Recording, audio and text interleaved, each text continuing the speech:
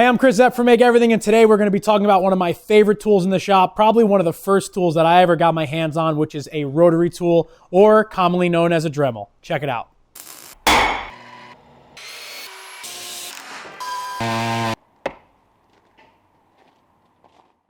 So when I first started making things when I was just a little kid, one of the first things my dad put in my hands was a Dremel tool, or as you can now call, a rotary tool. So a Dremel is just a little motorized tool with a collet that can hold a bit. And one of the first things I made with him was like a Pinewood derby car when I was a little kid, and I'll never forget working with that. And now in my shop where I do a lot of professional fabricating, I've got many versions of essentially the same exact thing with tons of different bits that can do a wide variety of things. So I'm going to go through some of those and show you how no matter what you're doing, you can benefit from having a rotary tool in your arsenal, all the way up from a consumer level to a pro level that can really get a lot of work done.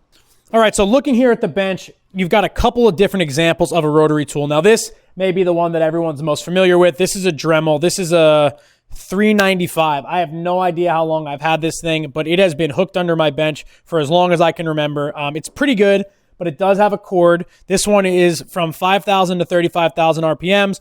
And what you're going to notice on all my rotary tools is I have this little collar, and I'll bring you in tight so you can see what this is. But essentially this is a wrench that is built into the collar. So now instead of having to use that little tiny wrench that comes with Dremels that you always lose, when you need to change the bits, you just unscrew this, you press the collar lock like that, and then you can just use this collar itself as a tool to loosen the collet. So I'll put a link to this down in the description, but any tool that's made by Dremel or anyone else that has one of these threaded collars on the front, these will fit, and then you can tighten up your shaft like that without having to go and grab a little wrench. Anyway, so like I said, this is a Dremel brand. I use this one a lot. It hangs under my bench all the time. But the ones that I find myself using the most are these cordless ones from Milwaukee. These are 12 volt, and they're also variable speed. And you'll find in a fabricating environment or in a repair environment that when you can grab a Dremel and bring it over, or a rotary tool, and bring it over to your work, you're going to use it a lot more, and you're going to use it on things that you maybe would normally struggle through in another way because you'd have to drag a cord, an extension cord. Once you go cordless, these things are going to be used way, way more. So when I was a carpenter, I would constantly use this little cutoff tool when I was changing locks, especially on older houses, or pulling off hinges by kind of cutting off bolts and really getting into tight spaces. So these can be really useful just because they don't have a cord. Now, one of the newer cordless rotary tools that I've gotten myself was this one from Ryobi. And this one was interesting to me because it uses a flexible shaft. Now, a lot of the Dremel brand ones, you can buy a flexible shaft that goes on the end, but this one being cordless caught my eye. It runs off of an 18 volt battery. It's got some room to put tools up here in this little storage area. And then it is also variable speed. This one's a little bit louder because it's driving a shaft from a motor in here, and it's got to run through this cord. But I like that the handpiece is so small. You could very easily get into an even tighter space with this, obviously, than this one.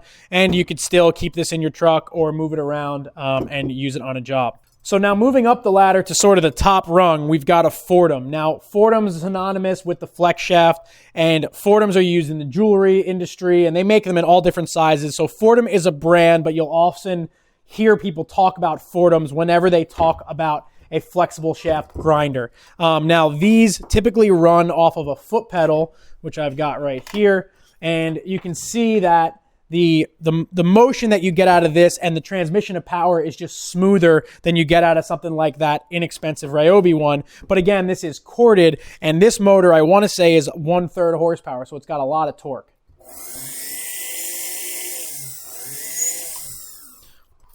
Now, one of the nice things about a Foredom in particular is that these hand pieces can pop off the shaft. So when you're working on a project, if you've got multiple hand pieces, you can have multiple bits chucked in them, and then you can fish them back onto the shaft. You've got to line up the little keyway. So sometimes it takes a little while. But if you're doing multiple different things, like I was doing a project where I was buffing some things with this little red Scotch-Brite, and then I was sanding them with this little pad. I was very quickly able to switch back and forth with these couple different hand pieces and, get my work done. The other nice thing about Foredoms is you're not limited to the 1/8-inch shaft that you are on, say, a Dremel or a smaller rotary tool, and you can use larger collets like what's on this. And you can see I've got a larger kind of surface finishing drum, and this will hook up on the same shaft. You can really get a lot of work done with this tool and get into tight spaces, and it's a lot more versatile. That being said, a proper Foredom flex shaft is going to set you back a couple $100, and then each one of these hand pieces obviously costs more money.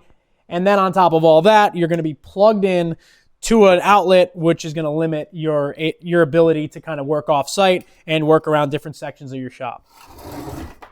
All right, so for any of these rotary tools, there is thousands of bits, thousands of cutters that you can get, but I just want to kind of highlight some of the main things that I've got here so you can sort of think about the ways that this might fit into your workflow. So Dremel brand makes these quick lock discs where you have this little kind of like bayonet mount, and you can attach different things to it. I really like this for their cutting wheels. The only problem is with these, sometimes they don't spin very true and they can wobble a little bit because you can see how much play there is in that. So when I need to cut something and it's very important, I'll just use a regular kind of fixed arbor, but your results might vary.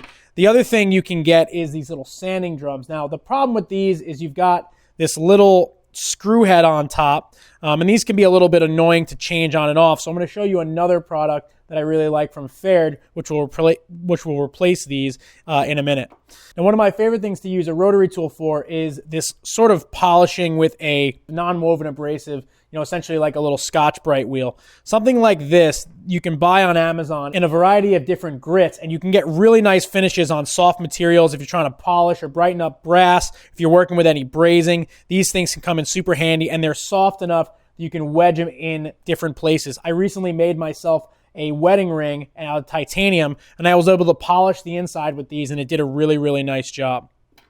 If you wind up in a situation where you're trying to cut something that nothing else will deal with, what's really nice about these rotary tools, you can get very small diamond wheels for them, and these will come in super handy if you ever work with carbide, because these will cut carbide and grind carbide, which you're not really going to be able to do with much else. You can even cut tile with this, and I know that they make little attachments for rotary tools. You can like grind out grout, and you can do all sorts of stuff with ceramics just using one of these. Also, because all of these cutters and grinders are small, the price point is relatively low.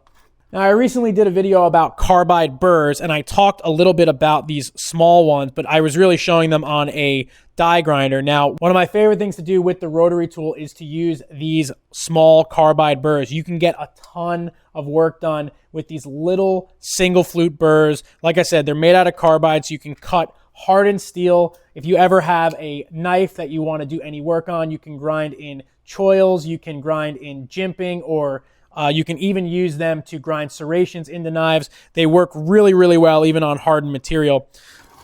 And while I've got that over there, I can talk about these little guys. All right, so these are a product from Ferred Abrasives, and these are called Policaps. Now, I'll show you on a larger one just so it's a little easier to see. But essentially, you've got an expanded rubber mandrel here, and then you've got a cap with abrasive on it that can slip over it. And now this has little relief cuts in there, so once you get the piece on, you kind of have to work them off. This is a 1/4-inch shaft, which you'd use in like a die grinder, but they also have them with 1/8-inch shafts that you could use in a small rotary tool like a Dremel. Now, what I really like about these is that the abrasive runs all the way around the front. Now, if you go back to the more standard ones with the screw on top, there's no way for you to get any work done with the front of this drum. And also, the sandpaper on these is generally pretty low quality, and if you've ever used these, you know that they don't go very far.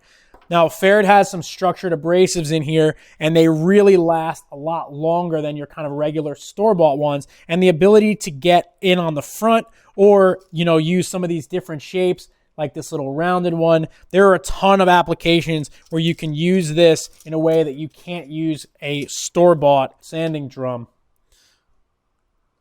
So here's another little one. You can pop that on there. And then you've got a nice little sanding drum that you can use all sides of. And when you're done, you can just pop these off and you can kind of switch over to the next one. Now they sell this in a kit with many, many different abrasives and different types and sizes. You can check out a link to get something like this down in the description from my friends over at Ferred. Now, if you're just getting your first rotary tool, you can get a kit like this for really cheap online, and it's going to have a wide assortment of different cutters and grinders, different things you can use here. Now, something like this is great to have, and you can see, like, even with all this kind of pro-level die grinders and specialty things, I always like to keep one of these handy because every now and then, if I have to go and take something off-site, I can just grab this kit, and there'll be a bunch of different things in there that I can use. These stone grinders are not bad. These grinding stones are not bad, and you can usually get some good life out of them if you need to sharpen a blade or grind a piece of steel. But if you're going to try to take care of any welds, you're going to want to use a carbide burr. And if you're interested in seeing how best to grind down welds with a carbide burr, you can check out my video just on carbide burrs that I made a little while back.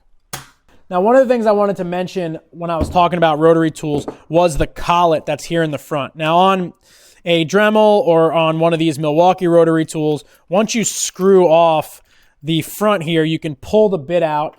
And then if you take off this nose piece, you've got a collet in there, and this one's probably jammed. But essentially, all you're doing is grabbing the 1/8" shaft of whatever you're doing and tightening it down with this. Now, one of the things that I've had people ask me about is they get their tool stuck in the rotary tool inside the collet. And the reason that that happens to a lot of people is because if you push this all the way down and then you tighten this down, when you go to loosen this, there's no way for that collet to let go of that shaft. So if you don't give yourself a little bit of room to push this down once you've loosened up the locking ring here, you'll have a really hard time getting this out. So whenever you're using one of these, you never want to have it sticking out to the absolute max because that can cause run out, but you never want to push it all the way back so that you can't see any of the shaft there. You want to give it a little bit of room so that when you tighten it down and when you loosen it back up, if it gets stuck, you can push it in, that'll break the seal on the collet, and then you can pull this off. If you're going to grab a Foredom style or a different style rotary tool, it's nice to get one that has a keyed chuck like this because then you can use any variety of different shafts. You can even use drill bits in these, and you can do a lot of different work if you've got a keyed chuck versus just a collet system. Plus, these can be a little bit faster, but obviously they're bulkier and they're not available on every different type of rotary tool that you're going to find out there. So one of my favorite things to do with a rotary tool is use a wire wheel when I'm doing restoration work because this size wire wheel, you can really get into anywhere, and these are great for cleaning up threads or cleaning up discoloration around a weld or any rust or anything like that on a piece of tubing. So you can see how easy it is for me to change bits over with this collar. And if you've ever used one of these before, you know that looking for that little wrench is such a pain. So definitely get yourself one of these. I'll put a link down in the description on where you can find them.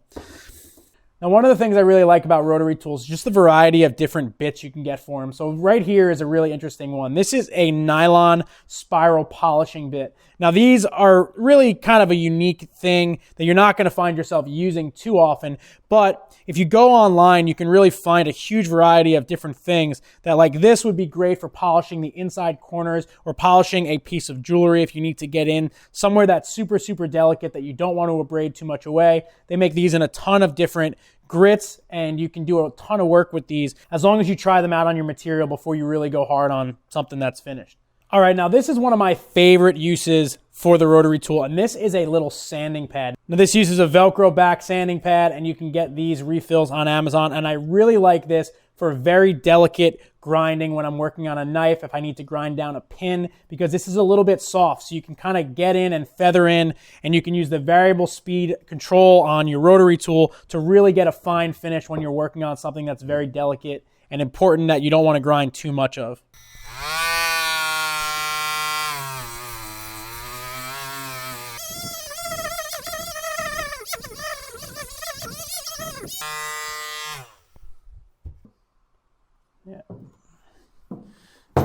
All right, that about does it for this little video. I really just wanted to show how versatile a rotary tool can be in your shop. I think a lot of people discount these as more of a hobbyist item, and I think that once you get yourself one that you'll actually use, especially if you go with something that's cordless on a real major battery platform, I think it's something that you'll find yourself using more than you would expect. There is a huge variety of different bits that you can get for these, from cutting to grinding and polishing. If you're a welder, they're super versatile for getting inside corners and just getting into places that you can't get to with a die grinder, and being able to go cordless like I am with these Milwaukee ones in particular, or the Ryobi one, will get you to actually use these a lot more than I think you would if you had to plug in and drag an extension cord and go that whole route. Like I showed in the video, the Pferd Policaps are my absolute favorite for grinding, and if you're interested in checking those out, see the link down below. Ferred is a sponsor of mine, and they've provided me with a ton of amazing abrasives, and one of the things that I've really enjoyed about working with them is being exposed to different abrasives and different cutters and different things in the shop that will help my process. So much of being good and efficient at what you do is knowing the different products that you might need to help you get there that much better. Sometimes when I'm taking on a job, I'm not even sure how to do it, and just by looking through tool catalogs and understanding the different tools that are out there, sometimes that alone unlocks the key on actually getting the project done in a reasonable amount of time where I don't completely lose my shirt, and actually can deliver to the client for a good price and meet their deadline. So check that out down below. I'm going to give links to some of this specialty stuff that I showed here, the collars, some of the buffing products, and some of these little non-woven abrasive wheels, because this stuff is pretty cheap online, and once you have it, I guarantee you'll find a place that you can use it in a project. So I hope you enjoyed this. Don't forget to thumbs up this video if you enjoyed it. Don't forget to subscribe to my channel if you want to see more videos like this, more videos in the shop. As the year closes out, we've got a ton of great projects coming up for 2022. I'm super excited to get a couple of things going and off the bench here in the shop. If you want to see what I'm doing on a day-to-day basis, follow me right here at Make Everything Shop on Instagram. And that's about it. Hope to see you on the next video. Thanks for watching.